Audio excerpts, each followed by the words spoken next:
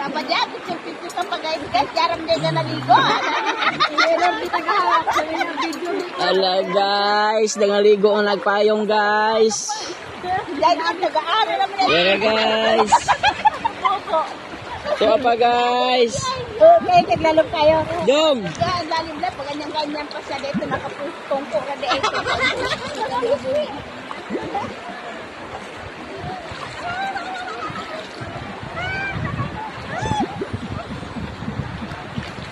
Sabi niya, sabi niya, bukas aga tayo mag-isip. Excited ako. Uy, wow, ang lalim ko na.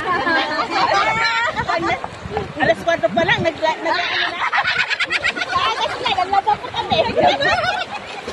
Tapos sabi ko, Ate Jen, sama ka na kasi gusto rin maligo. Sama ka. Alas 4 na tayo alis.